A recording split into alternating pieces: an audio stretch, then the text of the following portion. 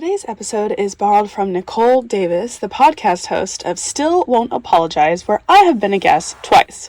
This is one of my more revealing episodes. In it, we discuss why I wrote my book High Tolerance, what my life is like after taking medical leave for some health issues, including some of my big financial shifts, and I even offer some hot takes on MLM businesses. Still Won't Apologize is hosted by Nicole Davis, and it's an unfiltered podcast that dives into diverse experiences of women. It was an honor to be on her show, and I've linked both episodes to the other podcast in the show notes if you want to learn more about Nicole and her Still Won't Apologize podcast. Here we go. Hey everyone, welcome to my bonus series as I catch up with some past guests, and today I am with Ella. Some of my viewers' favorite episodes was when I sat down with you, and I know you were going through a bunch of different changes and moving on different projects and things, so great idea to catch up. How are you? I am doing really well. I have to say I was a little nervous to revisit our episode because I hadn't listened to it since that season, and even though it was only 6 months ago, in so many ways it feels like a lifetime ago. So I sat down and re-listened to it to revisit where I was at that time, and it is both inspiring, not as cringy as I was expecting it might be. So at least that's good. My headspace was a lot worse than I probably let on. So I appreciate the feedback that it resonated with people, because it has been a really interesting transition year, but I'm really excited and invigorated about the future. And I think that's something I didn't have 6 months ago, even though I had a little bit of a game plan about what I knew I didn't want. Stepping into what I do want and working on developing that has been really exciting. About you, you've had some changes on your end as well. Oh God, yeah. We sold our house in Austin, and we moved into, well, I call it a bus, but it's a Class A motor home. So it's like a giant tour bus. It's like 45 feet. I've think of a long, narrow house, pretty much. And we've been traveling since May. And I say traveling loosely. We spent 5 months in Connecticut, which I was all about and so happy with, because we spent so much time with friends and family. Because we've been away. We've been living in Austin for 7 years. And then with the pandemic, we didn't get to come home as much. So getting that time with family and friends was definitely worth it. It made all of the frustration and stress of getting to this point worth it. So yeah, it's been a little crazy. So are you able to say where you are physically right now? Yes. What area of the world? Yep. We are in Mount Pleasant, Charleston, and we're staying at a KOA campground. This is our second time in Charleston. Both of my husband have visited different times, but only quickly, like 1 or 2 days. So we're spending the week here. So we're going out and trying out like all the different places. So it's really cool. I think we're finally settled in. Like, we both work from the bus, and we're both like working all day, and then, we take our breaks, take the dogs for a walk, go grab lunch or something, or, we cook here too. So, it was a little rocky at first getting used to it, but I think we're finally in the groove. That's wonderful. I mean, I have spent some time in some really fancy, like, you'll have to tell me what model you have, because I've spent some time in some fancy motor homes. It's wild what they have nowadays. Yeah. Oh, God, yeah.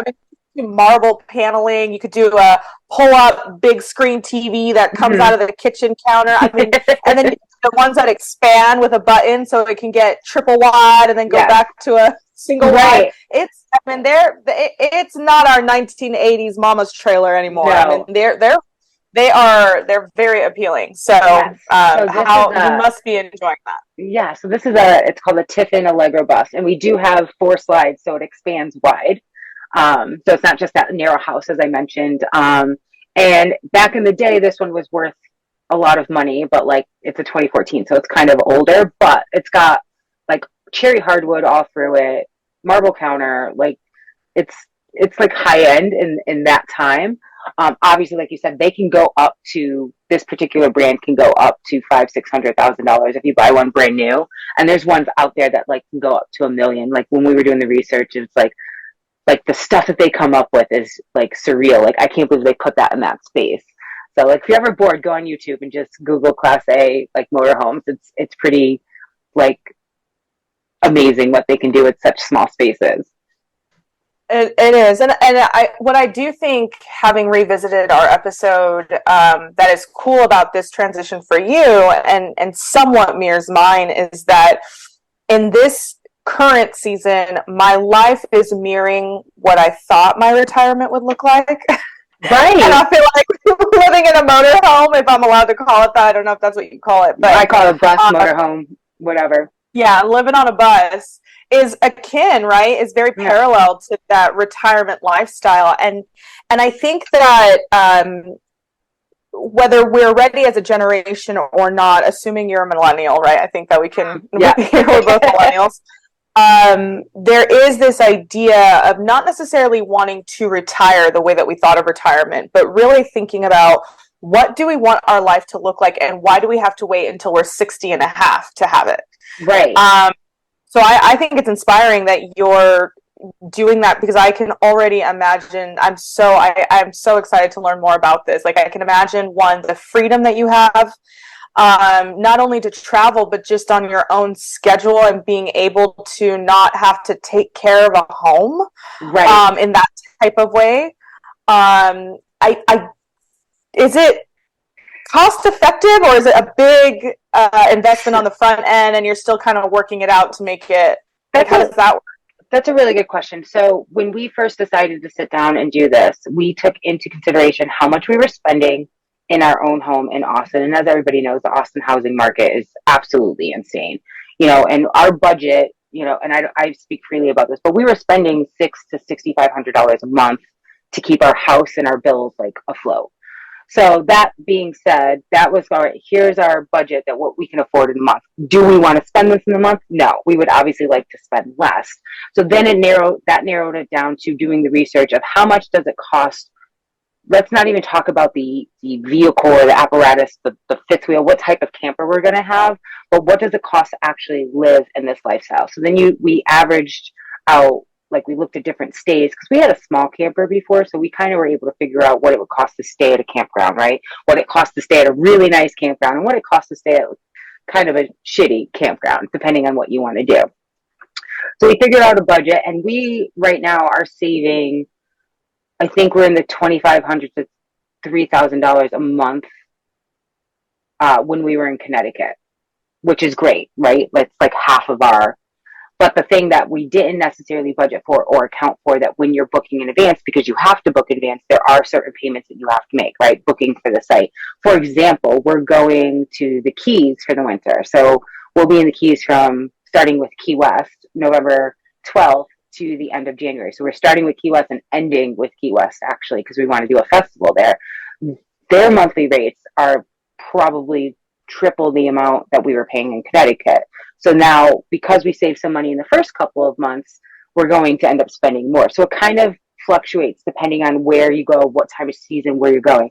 You don't have to worry about, say, electricity, because it's kind of included with whatever resort you're staying at. They'll either put it into your camp, fee, or they'll meter you depending how long you're staying and where you're staying. We obviously have the bus payment, which after figuring out the budget for what we would spend monthly on an average, then we had an average cost that we were willing to spend on the actual motorhome. And that kind of helped. So at first, it was a little much, because it seemed like a lot, but now that we've been doing it longer, we're like, okay, we get it. Certain months are going to be way less than others. And then there's a lot of discount programs out there that kind of help you with the cost of staying places. Like, you can get 10% discount here. You can buy memberships. So there's a membership that we just bought called 1,000 Trails, where we can stay at any of their campgrounds for free, and we just pay an annual due every year. So it varies, and obviously they have specific ones that you have to stay at. Some of them are not great. Some of them are really nice. So yeah, it can definitely vary. Right now we're in the saving territory. I think it's going to be more in the next couple of months because of the Keys. But okay, so in terms of this, because I'm imagining that it would maybe even be more expensive when you start factoring in. My thought is, okay, yeah, you're saving on the mortgage, but you're spending a lot more on gas than you would. So that one I didn't actually. And maintenance. Yeah. So maintenance for us is once a year, and it's just changing our fluids. right? So think about when my first year of owning our house in Austin, I think I spent, close to $10,000 on things that I needed to do to maintain it because it was such an old house. So gas, because of the uprise in price, has definitely been more expensive than what we originally budgeted for. So that's a lot. And you can plan your trips, right? So we don't have to necessarily go, 1,800 miles in a weekend and have to fill our tanks 2 or 3 times. We can break it up where we're taking that cost and spreading it across, wherever our travel span might be. But yes, gas was the surprising one because like diesel alone from the beginning of summer to now has gone up almost $1 a gallon, which is insane. Yeah. Well, and then the other piece I'm wondering, just thinking of like, because I fantasize about this, by the way, if I didn't make that clear. I fantasize about hopping into an RV and hopping around because I love to do that. I've traveled most of the country. There's some Midwest and Middle America states that I've missed, the flyovers, if you will. But I'm working my way through. I'm working to get to those as well. But from a healthcare standpoint, even relocating from California to Texas, it's been really, really difficult for me. 1, because of the laws. 2, because of the access to certain types of healthcare. Even from a therapy standpoint, I don't mean any disrespect, but in my experience, and I've seen a lot of therapists in the Dallas, in Texas, the quality of cognitive therapy here it does not match that of California from a culture standpoint, because there's a lot more people in therapy, so there are a lot more therapists, and there's a higher expectation of quality that I just haven't quite found in this state. And I've been here 2 years, and so I have to imagine, and I've dealt with similar issues in terms of some of the health issues that we talked about in the last episode. But for you, I know that you've had a partial hysterectomy. I know that you've had your endometrial issues. Like, where does your healthcare fit into this lifestyle? So I'm going to 2 parts to that question. I agree with you that Texas health was it was very hard for me to find a doctor for that part of my healthcare with my endometriosis. It took me 3 doctors in Austin to finally find one that I love, whereas in Connecticut, I had one immediately. So 100% understand that. As far as my endometriosis go, having that partial hysterectomy, I have had no symptoms. I've had no issues with that. So thankfully, because I do believe that if I was still dealing with that, this may have been kind of put on the back burner because obviously I was in a lot of pain. I couldn't walk. There's a lot of things that I couldn't do because of it. What I am grateful for is, and I know I've mentioned it before and I'm not sure, I have Hashimoto's and I have some thyroid issues. The doctor that I work with in Austin allows for telehealth. So I do my checkups and everything virtually with her. And with my Hashimoto's, I was doing every 3 months. Now my numbers have been really, really, really great. So now I only have to do 6 months, and then eventually I can go to 1 year. And we plan to travel back to Austin once a year. So when I go back, I'll go see her in person with that. So that's been fine. Therapy, I struggled in Austin trying to find somebody virtually in the city. It's just, nobody's available because like you said, everybody's in therapy. So I haven't actually sat down and figured that part yet, but I've heard a lot about the online help with different institutions that have it, and my insurance through work also offers a telehealth for therapy as well. So I just haven't sat down and done it yet.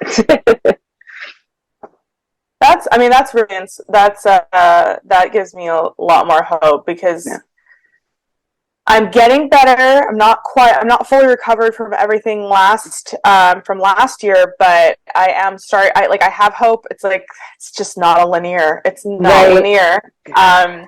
And it's frustrating as hell. You take 3 steps forward and then a step back and then 2 steps forward, then 2 steps back. Right. It's all over the place, but ultimately I am progressing in the right direction, which I'm grateful for and incredibly grateful for. And if I could tell you anything about that throughout all of the surgeries that I went through and always thinking like, this is the one that's going to save me. You gotta be a patient person, and it's such a hard thing to say because I used to hate when people would say that to me and you would lose all your patience. I'm like, I am being patient. I don't understand. It's the doctor. It's like, I 100% believe if I didn't find that doctor and I was patient to do the research to find the doctor that I needed, I don't think I would be able to sit here and say I feel healed. I mean, granted, there's probably still some stuff there, but like, for the most part, That's he wonderful. was a lifesaver. So if you ever want somebody in Austin area, I got you. Oh my gosh. No, thank you. That's great. And so as far as work hasn't been interrupted at all by this? No, so I think most people know. I feel like you're interviewing me. It's your podcast. We want to know. I know. So I was remote before the pandemic. So work hasn't changed really for me from, almost, I think I'm going into my 5th year here. My husband was recently became mobile. So he was getting used to it as well as getting used to this transition as well. And then we were getting used to being in such a small area with each other. I make this joke that I'm happy that we like each other because I can't imagine having to spend this much time with each other and work at the same time. So No, that is a lot. That's sweet. I thought about that, but I wasn't going to go down that road because I was like, I think you could go another way. Like, well, I mean, my assumption is it's a testament to the intimacy and foundation that your marriage has, and I think that's incredible in and of itself. Say no more, because my head just goes to the bathroom. All I think is the bathroom being so close to the damn kitchen, and how you guys are navigating that. So one of the stipulations. So I had a few stipulations. We needed at least 1.5 bathrooms, and I needed a full closet. Those are mine. His were like dishwasher, which I 100% agree, and happy that he put his foot down on that one, because I can't imagine trying to do dishes all day. It's a small dishwasher, anyways. But we do have 2 separate bathrooms, and I called the bathroom that's closest to the kid. That's his bathroom, because I'm in the back of the bus all day working. So I have my own bathroom, my closet, all of that's here.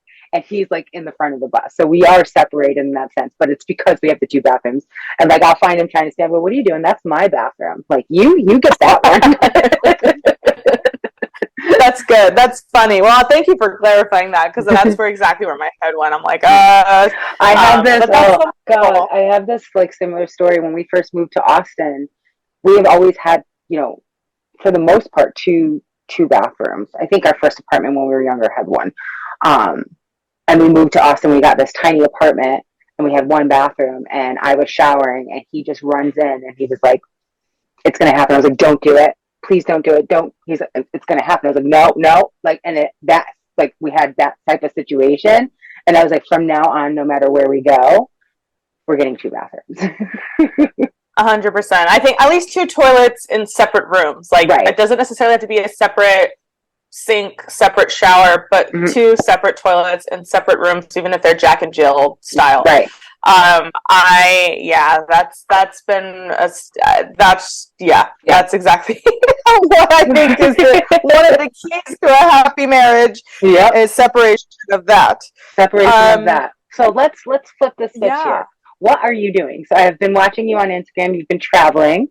I saw you were just in California. Yes. So what have you been up to? Yeah, I really mean it. I've been, in some ways, right?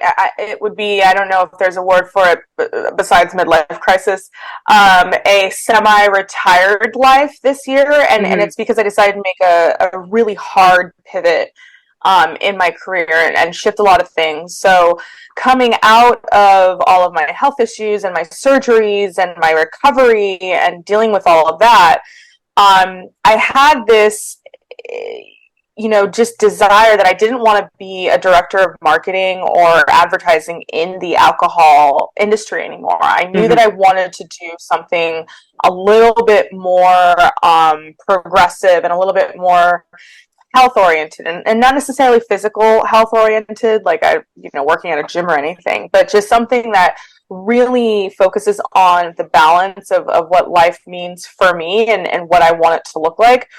I'm so damn grateful for the career I've had. I really am.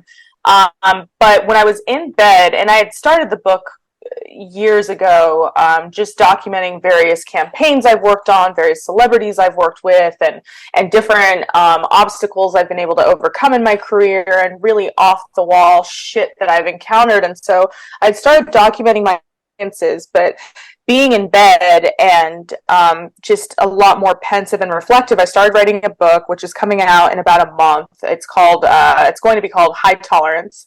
And it highlights my career and kind of this journey of the highs of being in a high visibility position, the highs of being in the boardrooms and traveling around the world and having all access to all these really cool things.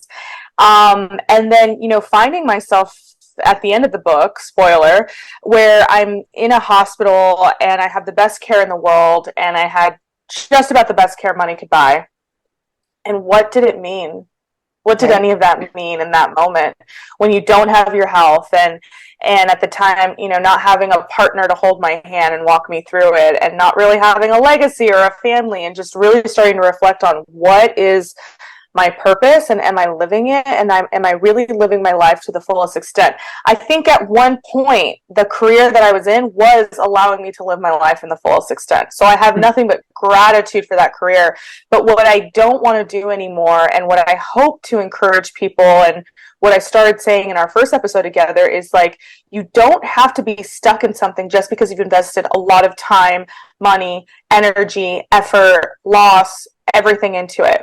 And that can look like a friendship, that can look like a relationship, that can look like a marriage. I'm not one to advocate for divorce, but there are times where people stay stuck in a situation, not making the changes they need because they've just done it for so long and they look at it as a sunk cost. And I just don't want to live like that, especially at this age of 30, 33, about to be 34. And so I've really spent the last year, but more over 6 months now that I'm active and walking and I'm done with physical therapy. I'm in a way better physical space than when I was talking to you the first time. Is that really aligning, where do I want to go? What excites me? So I've taken a bunch of classes this year. Oh, nice. I've traveled, as you mentioned. So I went around Europe. I've gone. I've hopped around the U.S. as well and visiting friends and having fun there, which is really cathartic for my soul, but that's not a business plan for me. Traveling the way I like to travel is too expensive, and I'm not the travel blogger type, so I'm like, that can't necessarily be my career. But where I have landed after taking several classes, I've really done a deep dive into real estate. I'm like, okay, I want to know more about it. I don't want to be a realtor. That was always clear. I don't want to go into selling houses. I don't even want to flip houses or be in that space.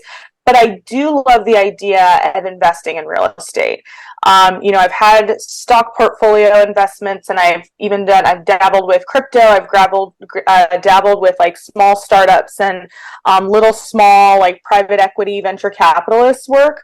And so I'm like, well, I have a pretty robust portfolio for someone with a small little fortune, right. Not small, a little tiny fortune that I have.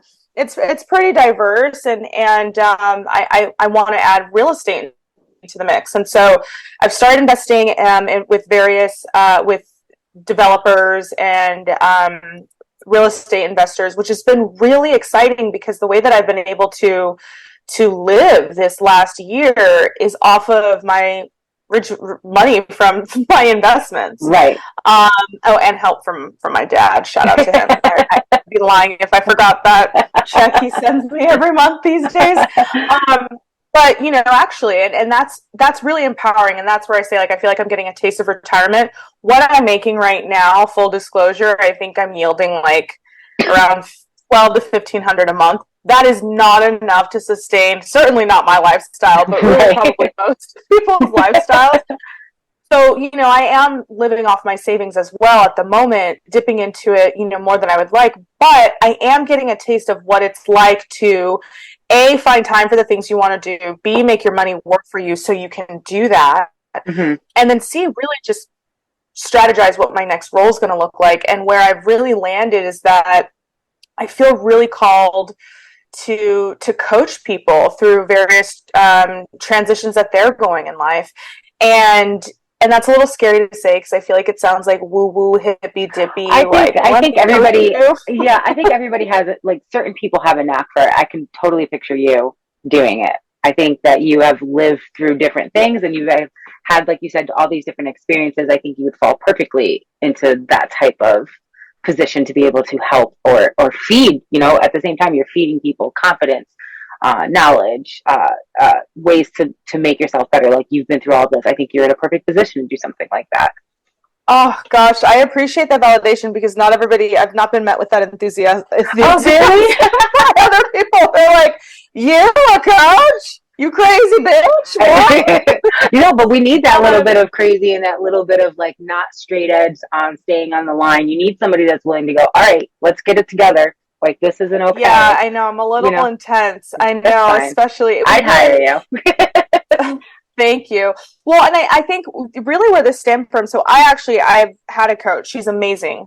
I would recommend her before I ever recommend myself, right? So her name is Farah Bernier. I hope I'm saying her last name correctly. And I found her years ago, and she's empowered me and helped me a lot. And so when I first reached out to her, I wasn't thinking I was ever going to become a coach. I knew I needed a coach for that season of life. For me specifically, operating as an executive is really difficult and isolating because you don't have a lot of people that you can confide in about some of your fears and anxieties because your family and friends haven't necessarily met that, even if they are operating at an executive level and making really difficult decisions that affect people's mortgages and income and lifestyles and life balance, they might not be in the same sector and industry, so their situation might feel different. And then you can't really go to your counterparts at work because you don't always have the ability to show the vulnerability and weakness that you don't know what you're doing. And so even for me, having worked with like executives for the last few years, I have operated in some way as a coach for several of my managers, line managers, CEOs that I've worked with, executives that I've worked with. And I've just found that if you look at my call log, my boyfriend can tell you, people are calling me for advice all the time. And I was just like, I got to start getting paid for this because whatever it is, to your point, whether it's experience, life experience, whether it is a constant pursuit for learning, which I have, if I really take it back, I've been counseling and coaching people since I was 5 years old. And adults since I was 5 years old, where I've just felt very comfortable asking some questions, challenging questions, to ask people to maybe reconsider where they're at. We talked about in our last episode the silver linings plague that you and I both have, where we can just take anything and turn it into a positive. That is a gift that not a lot of people have. I know, and I hear that very often. It's like, how do you do that? I'm like, because if I sit in the negativity, I am never going to get myself out. If we stay there, you'll never be able to move to what could possibly, and I'm sure I said it then too, but like what could possibly be if you're stuck in that, woe is me or the negative side of things, you're never giving yourself the opportunity to explore what could turn into a better experience or a better situation of where you need to be. And that's what I want to do is, and I even thought about going to school for therapy. I was considering that as I was taking different classes and figuring out what works, but I'm going to these different networking events and wealth management and all these different, learning about taxes at a different level and just learning a lot this year. And at every single conference and meeting I went, there were people lining up to speak to me because they wanted a piece of my knowledge or, something that they wanted to elaborate on a question that I had asked to the instructor, coach, or whoever it was on the center stage. And I thought, okay, this keeps happening, right? There's something there. I haven't fully fleshed out what my framework is going to be. For my coaching, I'm working with a handful of clients that I identified just because their background fascinates me and I want to work with them directly. And then they are going to help give feedback on how I'm doing for them and if I'm able to help them the way that they like. So that's what I'm working on developing in this exact season on top of my book. and then really just figuring out how I can empower others through my story, because I know that every single piece of adversity that I've had in my life, I have been able to leverage and build upon and inspire others, empower others, and then just be more resilient for the next chapter. And so now I'm in that phase, whereas like before I was like, I know this is going to work out for me, but it really sucks right now. And I don't know what I'm doing. I just know what I don't want. Now I have that beacon of hope of like, okay, this is what we need to attain. This is what we're going to grasp. This is what we're going to take and run with it. So I'm excited and nervous, but this is my first time publicly like announcing myself. Oh, I love it. Coach Ella. I like that. Like Coachella. I know. Exactly. As someone who's been to Coachella about 15 times, I don't know. Someone else is the one that was like, "You're going to be Coachella," and I was like, "Oh wow," because I've been to Coachella a lot, and that did not occur to me. So I don't know if that's a spin I'm going to do down the line, but there has to be some type of marketing gimmick there. But yeah, I'm genuinely excited because I just think that I'll be in a position where I can really help people move forward in a positive path and challenge people. To say like, are you living? Like, we have one life, and a taste of death, a preview of your mortality will really spark something in you to go, am I living the life I want? Because I do have everything I need to be happy here in this moment, but am I doing the most of it? Or am I just accepting the bullshit because I have to, because I've done so much in the past that puts me there? So I'm excited. And as we enter this new election year, I'm really hoping we can all just collectively be happy people, because I think happy people treat each other with empathy and compassion and kindness, and we need that.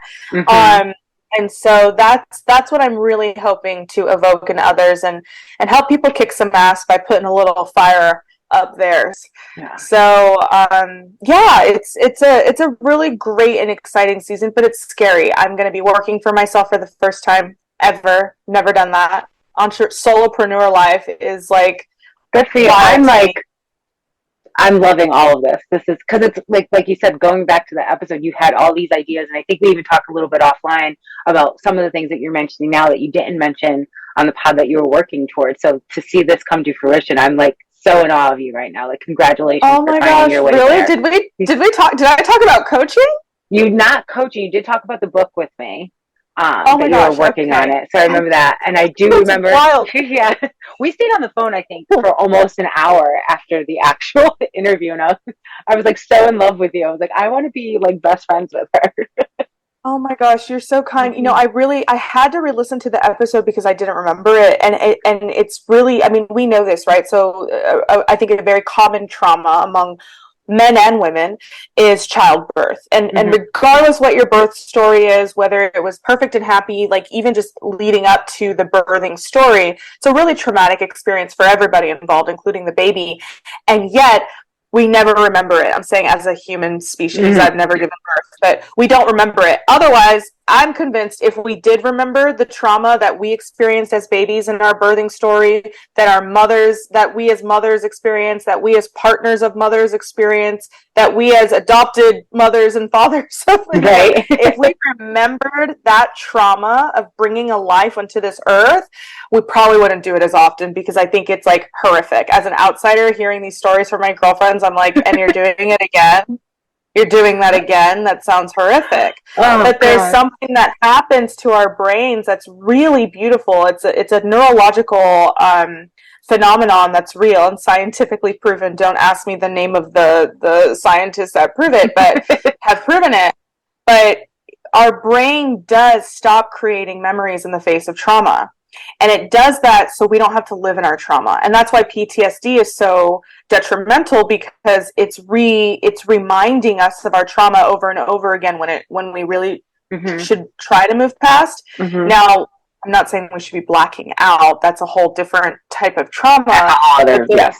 Yeah. But the fact that I, with my long memory, didn't remember our podcast, I didn't remember what we spoke about I don't remember telling you about the book. It's a testament to how beautiful our brains are, that our brains, when they're in survival mode, as I likely was when we were speaking, whether it was obvious or not, our brain does what it can to not record every detail of that time. And I don't remember, I wrote a lot, which has recommitted the memories to has recommitted my memories and reaffirmed them and cemented some of the things. But I was journaling like crazy during my surgery every single day. A lot, essays on essays written in my phone, because the only thing I could move for the first few weeks were my thumbs without being in tremendous pain. And so much of it I've read recently in writing this book, where I'm like, I don't remember that. Oh my gosh, maybe I don't need to remember that. So it is a beautiful thing. And if anyone knows what it's called when your brain intentionally, it'll forget noises, it'll shut off your hearing during a traumatic event, because noises commit certain items to our memories. So our brain is so beautiful and fascinating, and it's in control of so much of what happens to us, and what we let happen to us and what we do. So shout out to the brains. But I'm really excited about the next chapter. I'm of course nervous. It's gonna force me to put myself out there. I'm great at promoting brands. I'm great at saying, hey, buy this, for someone else's brand and building someone else's business. But going off and doing it myself is a different type of vulnerability. I completely understand that, because I have this, and then I have my own small business where I make a dry shampoo. It's like a beauty company or whatever. I have such a hard time, trying to tell people in a public type way. So social media, making content, doing all this stuff, talking about the podcast. But if you sat me down with a bunch of people I'm comfortable, and I know all I want to do is talk about myself. It's literally all I want to do. And I'm hyper aware of that. It's always about me. But to put myself out there to people I don't know, for whatever reason, I get shell shocked. I can't, what do I say? What do I do? Girl, you know what to do. You literally talk all the time about yourself and what you do and how great you are. Why can't you do this now? It's been such a, I don't want to say struggle, because I go through spurts where sometimes I'm so happy and excited to create a reel or do something or get on live or talk to people, or meeting people through DMs, just messaging. I mean, that's kind of much how I met you. I have no problem doing it, but then there's times where I'm just I don't want to do it. I don't want to do it. I don't have the time, the energy. And it's also sometimes I get that imposter syndrome. Why are you doing this? Who do you think you are for doing this? And that's something I worked on I did a hypnosis therapy a couple months ago, because I was I don't want to sit in therapy for a long period of time. Somebody just tell me what's wrong with me. And I did, and listeners, I again apologize for bringing this up again, but sorry, not sorry. It's called RTT therapy, where they basically take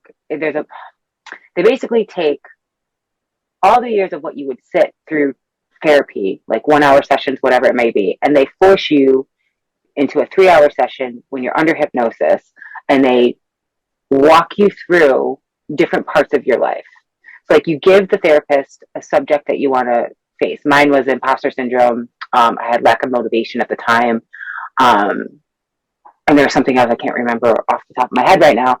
And she walked me through, and she's tell me what happened in this situation. And there were memories that came up that like you just said, the brain is a magical thing, that I have blocked out. Didn't even remember until I came to. I was oh my God, that happened. That explains so much. And I learned so much as to why I have those moments, where I do feel this imposter syndrome, or I do feel I'm not good enough, or, why are you doing this? There were certain memories that were brought up through as I was walking through my childhood, for example. It was a very interesting experience, and I would totally do it again, and for different reasons, because I do feel I'm not obviously 100% healed, but it brought a lot of awareness to myself and how I handle situations and why I feel the way I do, and in when I'm in angst, or when I'm, if I'm in a, discussion with my husband that's not necessarily going the way that I want it, my response to it, I can now bring it back to something that happened when I was a child. So it taught me a lot about how I process my emotions. It was a very interesting thing to do. And it's, as you said, the brain can, as much as it's magical and it's wonderful and it's awesome, there are things there that sometimes I'm like, I wish I knew sooner, and I wish it wasn't like blocked from me so I can understand like what was actually happening. Yeah, and that's where I should have, making the distinction between like the brain often is just self-preserving. A fever is a perfect example, right? Our bodies get a fever out of self-preservation, but there is a time where a fever, especially a prolonged fever, a high fever, in that pursuit of self-preservation can kill us, right? So it's that delicate balance of making sure we have the proper regulation so that whatever it is that is in the sake of recovery or healing does not overcorrect itself into something detrimental, where we're blocking out memories completely and then having to retrieve them. I have not familiar with RTTT, although I am familiar with hypnotic therapy as an umbrella term. But I can't imagine that's really beneficial. And also empowering, and the fact that you want to go back is a great testament to it.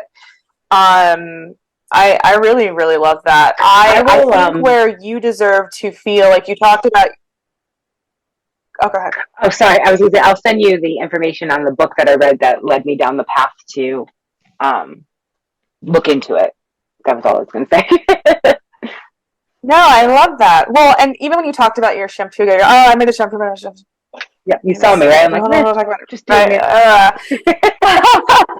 But I think this is where I'm at in my season of doubt, and I've been questioned. Like, there are some people who love me dearly and operate a little bit more out of fear, that think that I'm not setting myself up for what their version of success is. But where I have confidence on that front is that there have been a lot of things in my life that might have been a little countercultural or appeared to be counterintuitive. For example, I met and then to basically like study media and communications and become a Red Bull girl, and people thought I was crazy. Like, you're supposed to be a doctor, and what are you going to do? Be a Red Bull girl for the rest of your life? Well, I built a pretty damn good career off of beverage marketing, so I would say that in following my heart, like, I know that when we follow, I am of the belief that God puts certain desires on our heart, and when we pursue those desires, or worse, ignore those desires, there could be great or not so great consequences in that. So I'm just someone who operates through my heart a little bit and my emotions, and so that's where my heart is leading me at this time. But even furthermore, like in regard to your dry shampoo, hair products, we could really do a whole episode on that. Especially, look at me right now. Is a very sensitive topic for me specifically, in my hair journey and some of the things that I've been going through. But ultimately, if whatever you are doing is helping other people, it is not about promoting yourself in that. It is about offering a solution. I will say, because I can't speak for your dry shampoo, but if this gives you any indication, I have a girlfriend who she sells MLM beauty products, okay? And I'll just be frank, anyone who approaches me with an MLM beauty product, you will get an HBR, Harvard Business Review article where I basically decimate everything about MLMs and explain why there's a pyramid scheme and they do not work. Network marketing, I'm super against it as a businesswoman, point blank. That's my hot button topic. However, one of the products that she sold, long story short, has changed my life tremendously. And while I'm against the idea of MLM marketing, I don't knock the products themselves. I just don't like the business structure because I think it's built upon people being taken advantage of at the bottom, and that's what a pyramid scheme is. But outside of that, right, it was in her she was selling me on some other things that I was like, hey girl, like, I want to support you. Like, I will purchase MLM products sometimes just to support my friends, but I'm not interested in selling. Don't even pitch me on selling. It ain't happen. I'm not going to be a distributor. But when she was talking about these products, she ends up talking about this shampoo. And it's changed my life. I was great.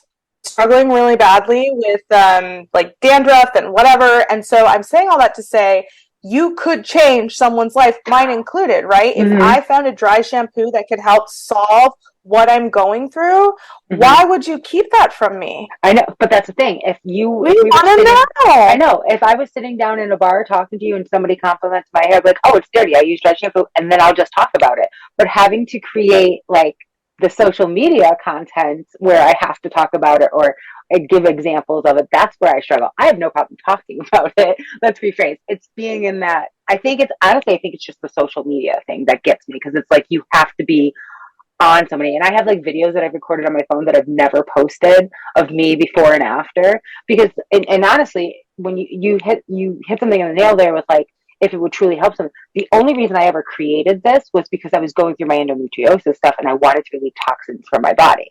So my first thing was dry shampoo. I use all this alcohol spray, right? Like obviously it's a hormone disruptor. It's not good for you. What can I do? And I went down a rabbit hole. I even did skincare. Like I did skincare for a while. I stopped that. I had some clients who loved my skincare, but I stopped doing that. And I just stuck to this because that's what was selling, and it sells. It's just, I don't know how to be this influencer, I guess, like with it. It's funny that I want to switch. There's like two things I want to talk about, and I know we're coming up on the hour.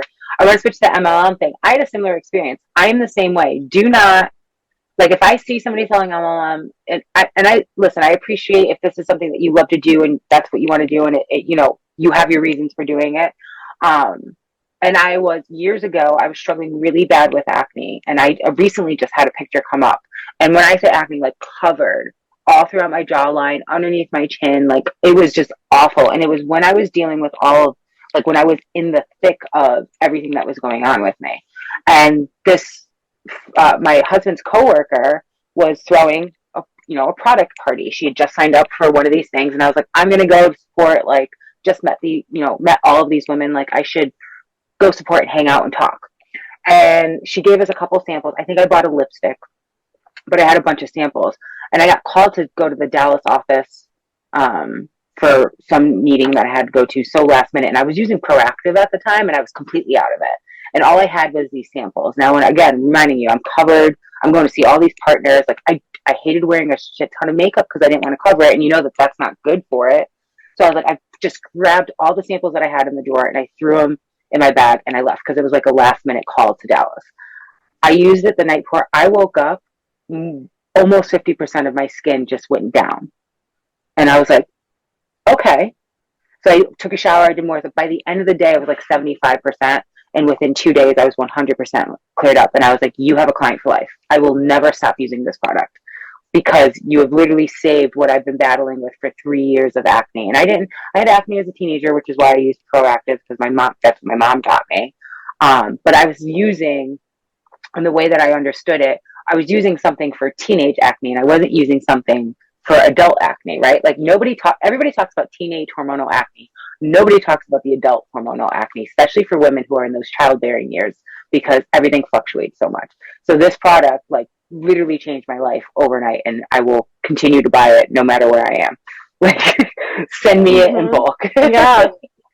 Yeah. So, I mean, if anyone, I'm not going to like promote the brand or anything like that, but if someone does want to reach out, my issue was I was dealing with really bad dandruff, and it was not, that's your face, right? Acne is your face, but the dandruff, it had come like 6 years ago out of nowhere. I hadn't changed anything all of a sudden. It was just impossible. And you name the damn shampoo, if it's mainstream, I've done it.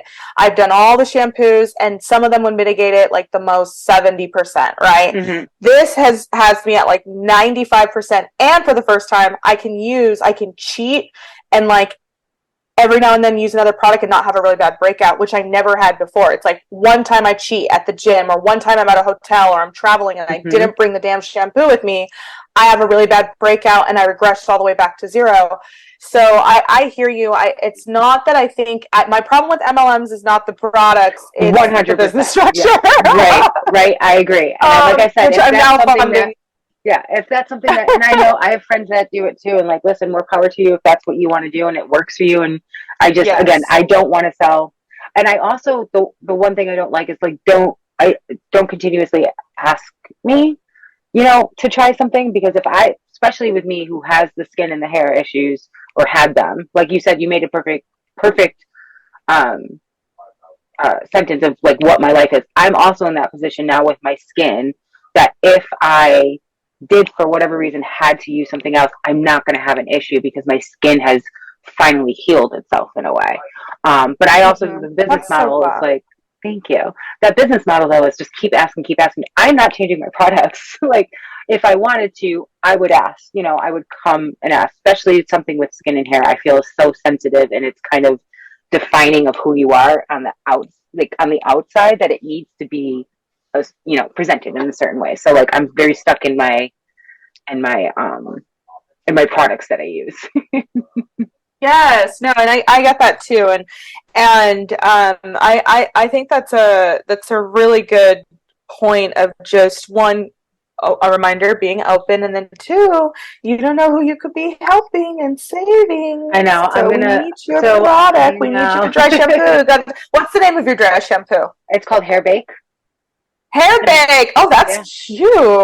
Okay. It's powder based, non-toxic ingredients, and you basically could eat it if you wanted to. Like it's great. And like I said, I'm going on, I mean, the video doesn't really do too much for me right now, but I've gone 7 to 10 days without washing my hair. And when I do have my wash day, that's where I take care of my actual scalp, right? I use different types of oils. I do like a scalp scrub, but the length of my hair, I had a picture come up in a time from like when I was in the thick of it, of my hair, and just how unhealthy it was because of like everything I was going through. And I was just in my brother and sister-in-law's wedding this past, was it last week and 2 weekends ago? And my hair looked so full.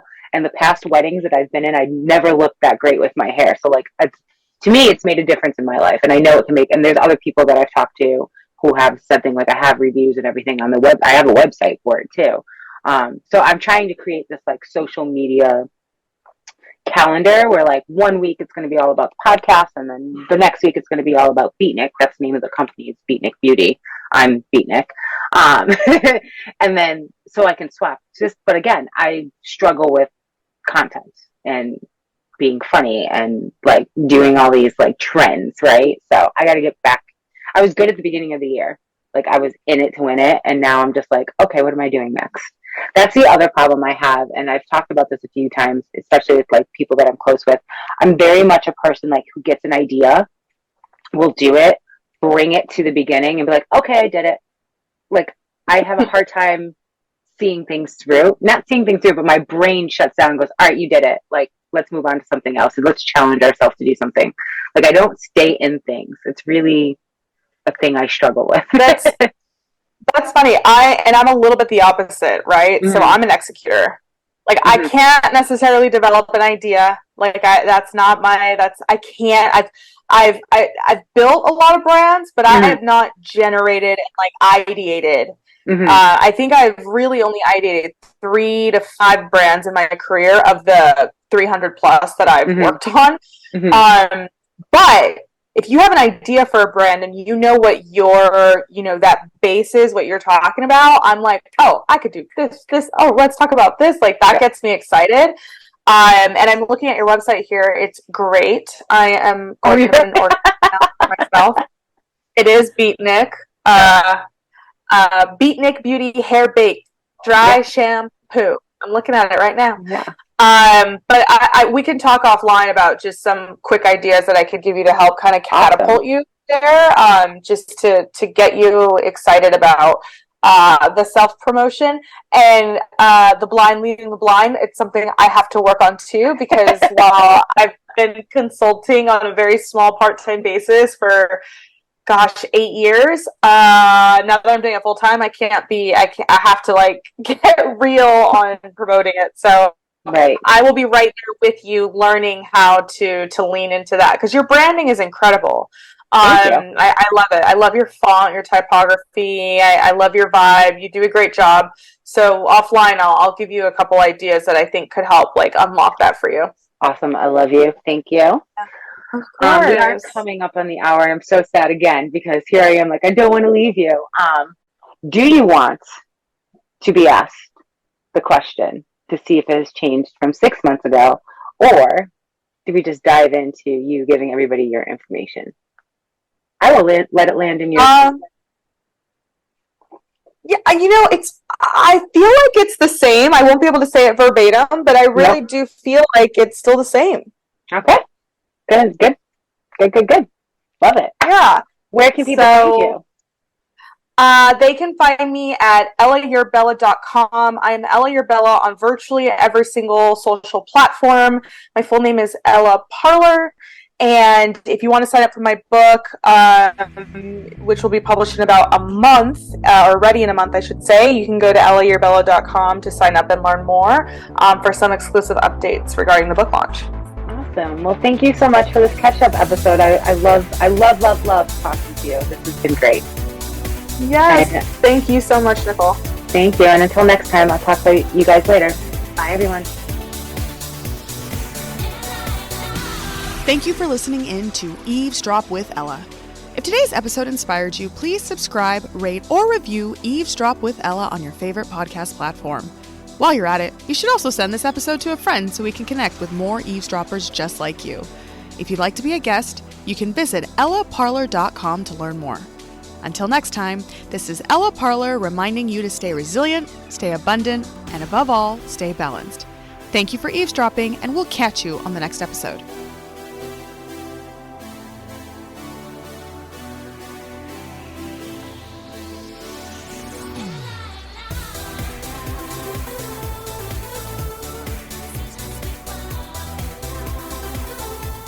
You've been listening to Eavesdrop with Ella, a production of EP Consulting. Some of the products and services mentioned are paid promotions, and any advice should be confirmed with a qualified professional. Opinions and ideas are for entertainment purposes only and belong to EP Consulting. All rights reserved.